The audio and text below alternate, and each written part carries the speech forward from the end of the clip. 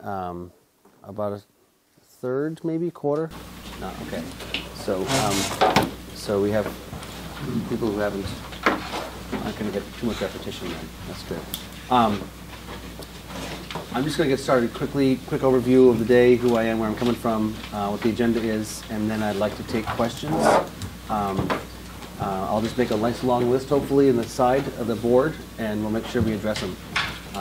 The more questions you have, the more things you can bring up that are pertinent to you. Hopefully, the more valuable the course will be. So there'll be plenty of opportunities for questions as well. But I'll just get started. My name is Dan Kittredge. Most of you probably guessed that by now. I like to say I'll be your entertainment for the weekend, hopefully.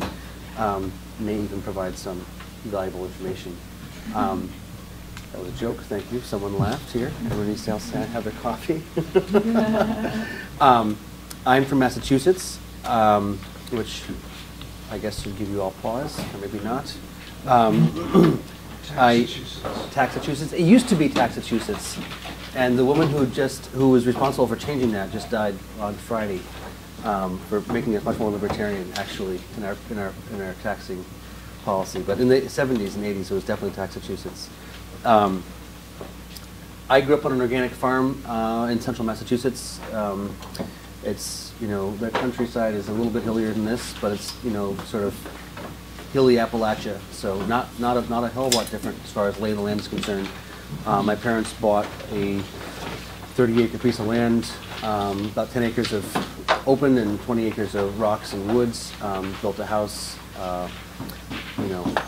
started a homestead. Really, and then ended up buying another 25 acres across the street. So we had a 55-acre mixed farm. We did about 3 acres of mixed vegetables, pasture for milk cows, beef, sheep, lots of turkeys and chickens and pigs, orchard, mixed operation. We were certified organic in '86. Farmers markets and CSAs. I like to say my parents weren't good enough farmers to make a living farming, and so I had to have a day job, like many farmers do. Their day job was running, and it still is running, an organization called NOFA. You guys have VABF down here. There's PASA, you may have heard of. There's OFA. So NOFA is the one in the Northeast states. So I've got a background, A, sort of on the farm, and then B, actually helping to run an organization. After spending my 20s traveling the world, I kind of fell back to that basic pattern. Didn't fall very far from the tree. My wife and I have a 24-acre farm a couple towns south of where I grew up. We bought an old cow farm, an old rundown dairy, the classic white house and red barn, big old post and beam barn, nice little place. We got it for a steal because it was falling down. We've pretty well fixed it up at this point. We do about 2 acres of mixed vegetables. We've got pastured poultry. We do grass-fed beef. Getting the perennials established. I've got about a half an acre of hoop houses, eight hoop houses. I do a lot of salad greens, a lot of season extension. Very low tech, no heat, just one layer of plastic. I delivered 70 pounds of salad greens yesterday morning on the way to the airport. And that was my 4th or 5th delivery. We take February off, basically. Don't have enough. It's too cold. We don't get much to pick in February. But we go through most of the rest of the year. We do about 50, 60 grand gross in all of our sales. I like to say I work about 20 hours a week. And that's good for me. It feels like a nice lifestyle. I get to be home with my kids and be outside in the land and make a decent living, and have free time to go do other fun stuff like travel the country and blow my mouth off. So our basic agenda for today, this course is something that's come out of my experience as a farmer. When I got married 11 years ago, I was, like my parents, the kind of farmer who couldn't make a living doing it. That was fine when I was single and would just go traveling in the wintertime, but having a wife and children coming, I had to think about my trajectory in life, and I had no viable skill sets besides farming, and it was not very viable. So I got to thinking about things and thinking about organic, and I grew up as an organic farmer and was always sort of had my head up, a little bit higher in the air because I was organic, and I knew organic was better because obviously organic is better, and got to thinking about the health of my plants and things, and started sort of questioning that assumption. I like to tell the story of our old farm dog, Stewball. Oops, there goes the first piece of chalk. Dog. Little pieces of chalk. Stewball, an old black lab sort of mutt. He was a puppy at one point, but by the time of this story, he was 12 or 13 years old, and he was laying in the driveway, and a CSA member came and pulled in with their big SUV and didn't see him, and drove over his rear end, basically ground him into the driveway. And he yelped, and they stopped and apologized profusely, and nothing was broken, so he got to go hang out in the house for a few days. His job was to keep the coyotes at bay, but he was not working after that for a little while. I remember checking him a couple of days later, and where the skin had been torn, there was maggots, like in eating his flesh, right, like in there. And I was totally, oh my God, there's maggots eating Stewball, like, and it was a big shock, and kind of repulsive, and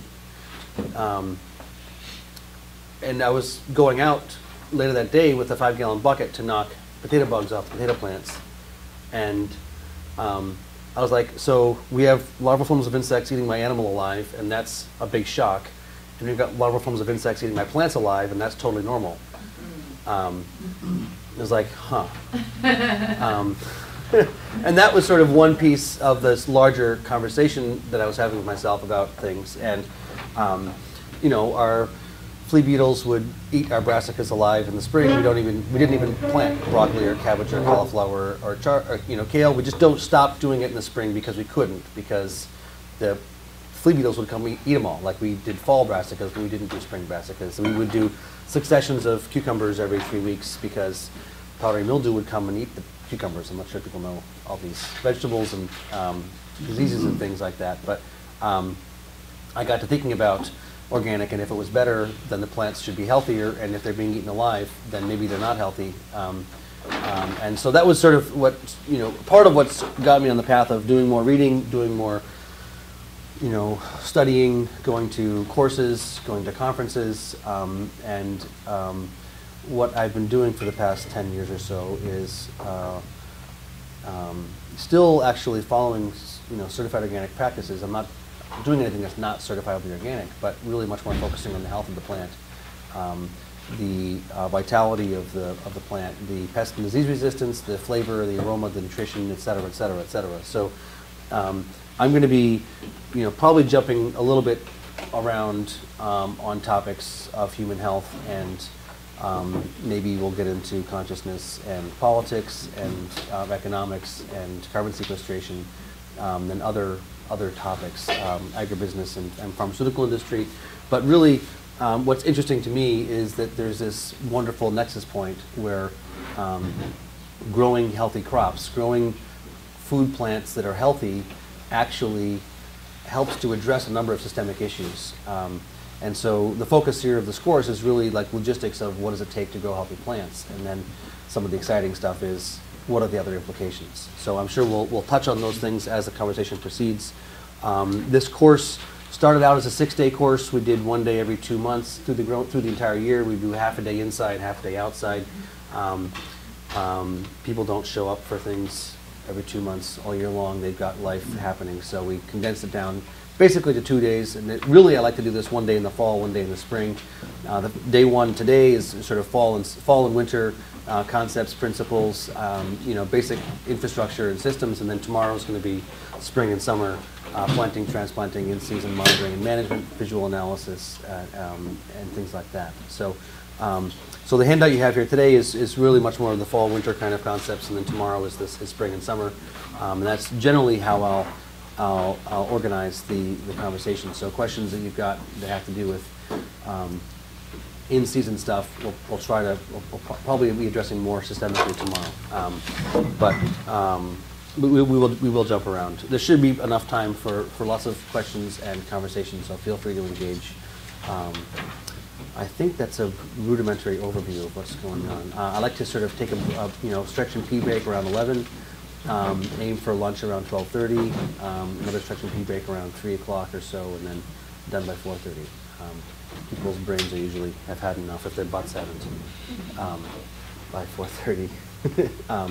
So yeah, I would love to open it up to questions. What are you guys curious about? What do you want to learn? What are your struggles? What intrigues you? What are you skeptical about? Etc. I'll just start a nice list here. Nutrients to put in the ground.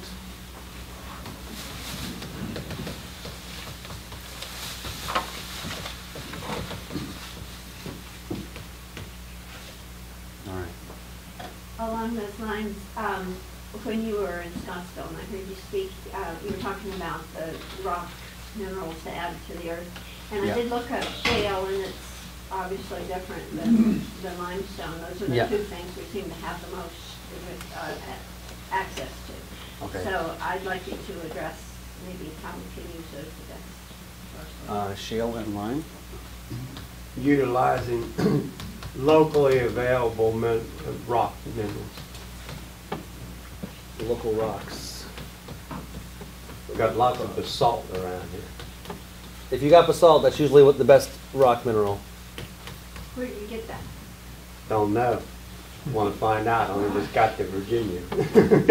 You said you got lots of basalt, or you're wondering if we got basalt? Well, you got lots of it because I just found out about the geology of all the stuff around here, but we just got to source it. We got to and- find it. and We'll what- talk all about the logistics of, and yes. what basalts are good to use. If you need minerals, why you would need minerals, where you would get minerals, all that kind of stuff will probably be the after the break, before lunch section of today. And on the same topic, I've got a mineral assay from Luckstone, north of Charlottesville, if we can Beautiful. take a look at. I'm not sure it does anything for us, but it's. we That's have a great. real- Have a real one, a live one? Awesome, Yeah. great.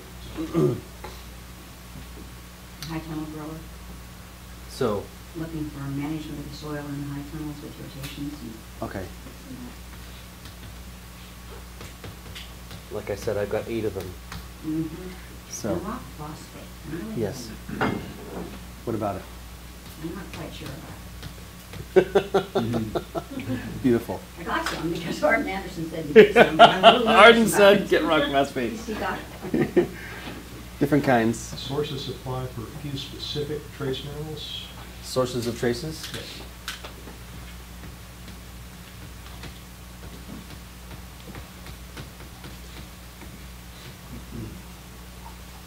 But the asmite is going to be having trouble being able to continue the mining. Really? It fringes on federal property. Okay. All right, yeah, a little gossip on azomite. I'm interested in reading a plant. Beautiful. I call it plant visual analysis. Yes. That's for tomorrow.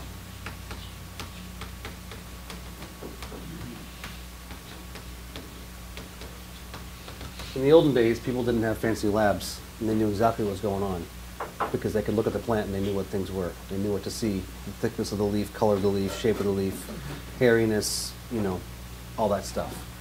Totally valuable. Yeah, I'm interested in like no-till and adding these, Yes. and adding minerals. No-till and amendments.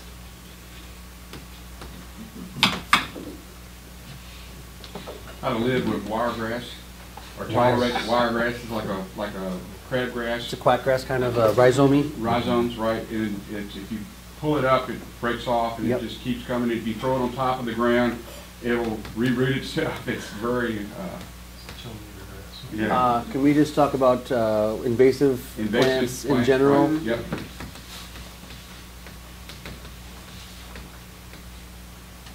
Voles. Voles. Drainage and compaction. Okay. Anything specific? But just general. We'll talk Just about. general. Are you doing more animal pasture or more No, vegetables? Annual vegetable. Annual vegetables. Okay.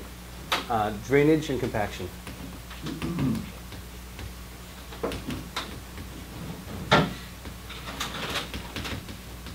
These are some good questions. This is great. raising bricks levels in lettuce and Asian greens. Okay.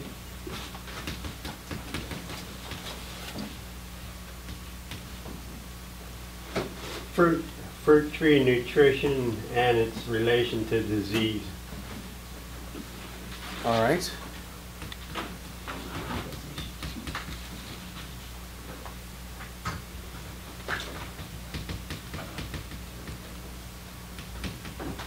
Just disease or pests too? Disease, pest, yeah, The whole pathogens. I'd like to know something about like a small area, the economics of a small area, whether it's a half acre, quarter acre, like what you have done, Yeah. or some other people have done, and what the economy of that little plot might be. Maybe knock it down to a sample, and then if you Yeah. can multiply it out, then you have a pretty good idea of the economics. Okay, economics of small scale. Yep.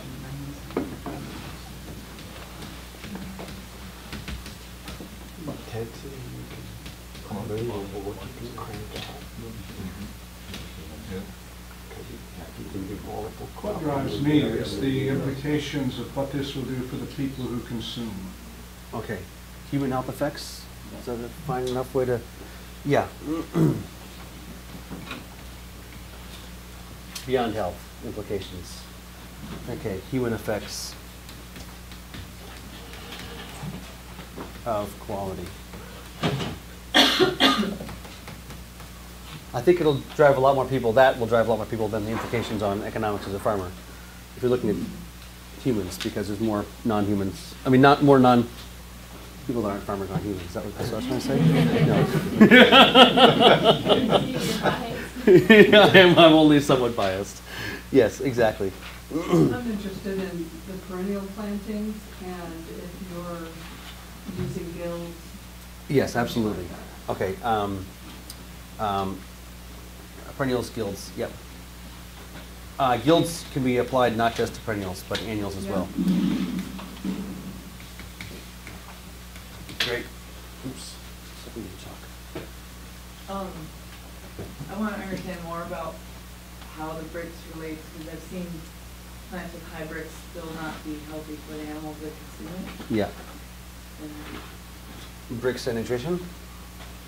yeah, like I understand the guide, so I was thinking that maybe the bricks could be high but still be missing some things or excess some things or. There's ways to get false high bricks, and there's the fuzzy line bricks and the clear line bricks, and yes. Yeah. I'm not very old. Everybody's got that? Is high bricks always? Young people don't know very much. Everybody's got that? I've been feeling entirely insufficient for a number of years being up in front of people talking about these kinds of things. So just so we're clear, I'll share with you what I think I understand. And that's all I've got to offer. Yeah. Just right out in front, we'll just say that, so everything else is taken with a grain of salt for those who make the mistake of listening to other people. I guess also just, Yes. is high bricks always better? We'll talk about it. Yeah, or is there like a balance? Everything I know in nature has a balance point, and so if we're just pushing for high bricks, that might be the wrong If you goal. think you need a tool to tell you what good is, it's probably the simplest, least expensive tool that we have available to us these days. It usually just tastes good. That the whole thing was, if you think you need Yeah. a tool, If which that some would be people good do. enough. Some people don't trust their instinct, their intuition, their own senses. We've been trained to not use our bodies and all of its attributes to experience reality. We've been trained to use tools to Right. externalize it. Right? Western science is really good at doing that. So a lot of us don't trust ourselves, or we haven't trained ourselves to be, to use our tool, our body, to discern reality. So I think it's one of the better tools out there, but it's far from perfect. Yeah, yes. This is a tricky question, but I don't like using animals. Is there a way to have a successful farm or garden without utilizing animals in the production? I mean, I use animals manure, very, very little. but you I grow don't it. use compost. I run my animals, my chicken tractors occasionally on the fields at the end of the year, but mostly they're on the pasture land. So as far as vegetables are concerned, I consider my earthworms to be my animals. If you're okay with earthworms, bacteria, and fungi. Dead have way more volume, more pounds per acre, and way more manure per acre than you'll ever get off of chickens and cows and things like that. I mean, so beyond that, animals. I'll just write. We should talk about animals.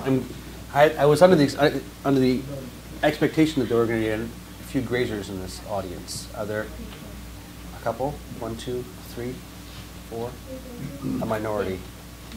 Okay. I forgot, I was not paying attention. What was the question? I was expecting to have a balance between annual vegetable growers and grazers in this audience, and almost everything seems to be coming from the direction of people growing annuals and a few perennials, but not a lot of pasture. So, Intermittent pasture too, though. yeah, I'll speak to it. I have less knowledge, but I think a lot of the stuff is overlays fairly well. This is a wonderful list to start with. There will be more questions, I'm sure, as we proceed, but I can dispense with a lot of the broad introduction or rapidly move through it so we have time to address a lot of the stuff.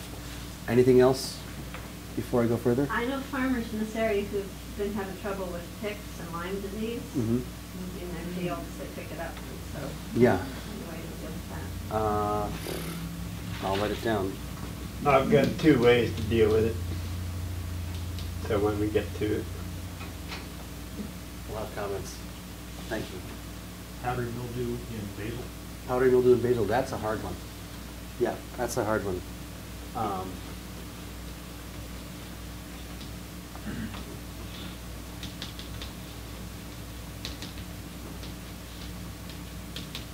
All right. Good enough for a little while? All right, so page 1. Here's page 1.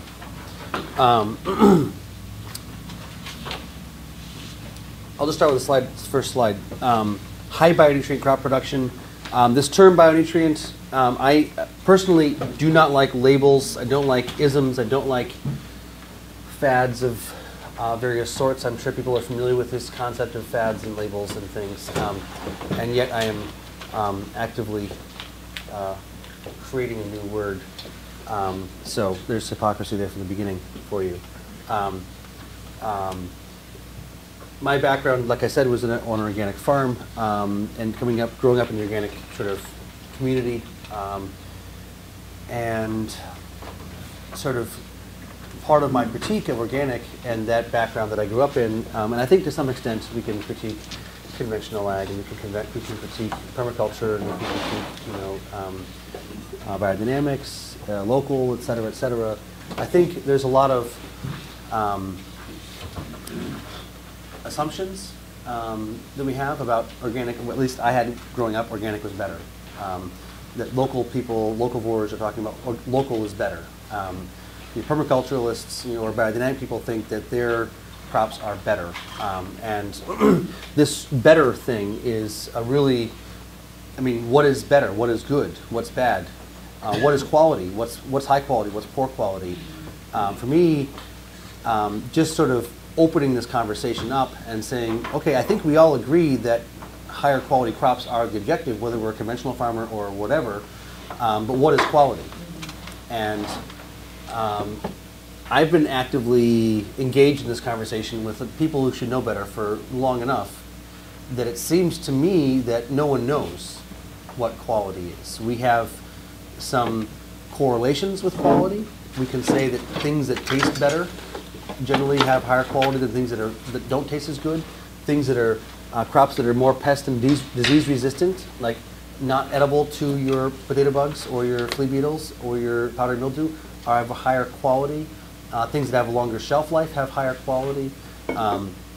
We can draw some correlations, but when it comes to actually what are the nutrient levels and ratios in a carrot that are superior or inferior, there don't seem to be data sets out there that really categorically say this is what a high quality carrot looks like, this is what a low quality carrot looks like. It's a continuum, and there's all kinds of data points. So are you looking at it empirically? Are you looking at it from a flavor standpoint? Are you looking at it from, what's the your metric, and then how do you assess it? Not that we really need to understand all these things logically, but my understanding is that there's a pretty broad spectrum of quality out there, and the implications of it, how, you know, what happens to the land where poor quality crops are being grown, what's the effect on the soil, on the, you know, on the carbon, on the aquifers, on the waterways, what's the effect of the humans on the humans who eat these poor quality crops as far as nutritional, you know, status of their children, from epigenetics. It seems like, to me, this question of quality is an exciting one, and so we have coined the term bionutrient to refer to those compounds in crops which, you know, correlate with flavor and aroma, which seem to correlate with health-giving attribute and nutritive value. We can talk about, I like to talk about tomatoes that you buy in the store. People have the experience, I'm sure, of eating store-bought tomatoes, whether they bought them or were getting a sub at a, you know, at a, you just call them subs down here? Grinders, what do you call them? Subs? Okay. Hoagies? I know they're hoagies in some places, more the Midwest, but anyway, yeah. When you get a sub at a sub shop and there's a tomato on it, and you're like, that does not taste like a tomato, even though it looks like a tomato, it does not taste like a tomato, you know the difference. Well, it, you know, it's within the realm of tomato as far as appearance is concerned. I was talking to Vail on the way up here this morning about my experience in New York City. There's this whole urban farming thing. Have you all heard about urban farming? I don't want to offend people who live in cities, but being someone from the country, going to the city and talking about these things, and people seem so gung-ho about themselves being farmers, and then you go look at their crops and they're so sickly. They're just so sickly, and you're like, I wouldn't be proud of those plants, but that's a different conversation. We know about the spectrum of variation in flavor and aroma in tomatoes. We know about the spectrum of variation in flavor in, you know, peaches or carrots, right? I mean, I have had the experience as a farmer of selling too many of my carrots, not having enough to get us through the winter in the root cellar. We use up all of our carrots, and then we go to one of our customers, our local health food store, and buy organic carrots, and they taste profoundly different. The kids who were eating carrots every day stop eating carrots because they taste different. They sit in the cooler and rot because no one touches them. Right? There is a massive nutritional disparity in crops, organic, within conventional, within local. And so what we're trying to talk about here is really the quality of the crop. I don't really care so much whether you call yourself local or call yourself organic or call yourself whatever. It doesn't matter to me. What matters to me much more is what are the flavor and aroma profiles which correlate with the nutritional profiles, which correlate with the health-giving attributes, etc. So that's what we're trying to refer to with this term bionutrient, those biologically derived nutrients, not synthesized vitamin D3 that they put in the milk, right? That's fake, or, you know, we get 1,000 international units of vitamin C in your vitamin C pill. My understanding is your body doesn't recognize those synthesized compounds, even though they have the same chemical signature as real, natural vitamin C. Your body doesn't recognize it as vitamin C. It doesn't treat it like vitamin C, right? It's different somehow. So those nutrients which come from a biological origin, which come from a living process, we're talking about the level of those in our crops, and that really being the objective and the overall you know, aim we're moving towards. You don't have your hand up. You're counting. Sorry. That was a hand halfway up. So high bionutrient crop production, that's the sort of the broader conceptual framework that this conversation will hopefully, you know, revolve around through the next couple of days. My name is Dan. That's my email. That's my phone number. If you want to contact me afterwards, you should feel free. I generally try. I'm getting better and better about responding to people. Historically, I've been very bad, especially when it comes to email, because I don't spend a lot of time in front of a computer.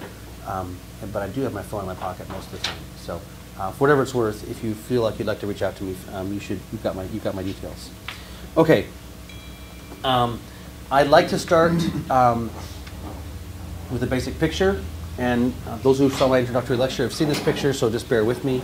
I'm going to call this a plant. For those who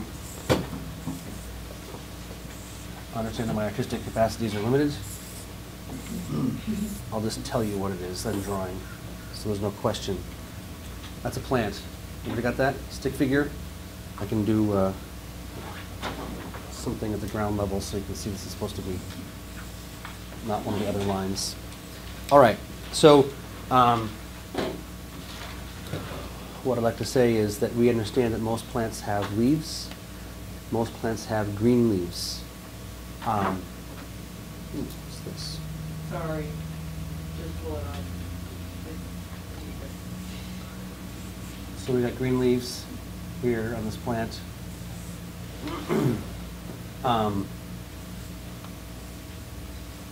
Why are leaves green?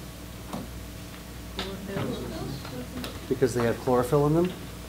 And what happens in the chlorophyll? They produce sugar, right? The basic recipe is water and carbon dioxide and sunlight equals sugar and oxygen. They release the oxygen into the air. That's what we breathe. Everybody knows this. This is all fair, I think. Nothing, no big deal for most people. The factoid that really is intriguing to me, and I think is an entree into this larger conversation about how to grow healthy plants, is that healthy plants, all the plants you see, trees, grass, everything, green leaves, healthy plants take between 50% and 2/3 of the sugar they manufacture in the leaf and literally drop it down through the root and inject it into the soil. So all the green leaves on all the plants are there basically to make sugar, which they then take and inject into the soil. Now people would, in many cases, say, that's stupid. Why would you do that? Why would plants do that? And I think a few people in this audience know the answer to the question why. They do that because in nature, nobody's adding fertilizer, right? And plants have evolved a way to feed themselves, which is to feed their critical symbiotic community, the bacteria and fungi which live in the soil, in what's called the rhizosphere, because they're the ones that actually feed the plant. We know about gut flora. People know about gut flora. They know that there's a bunch of people living inside of you. There's between 4 times and 10 times as many non-human cells in your body as there are human cells.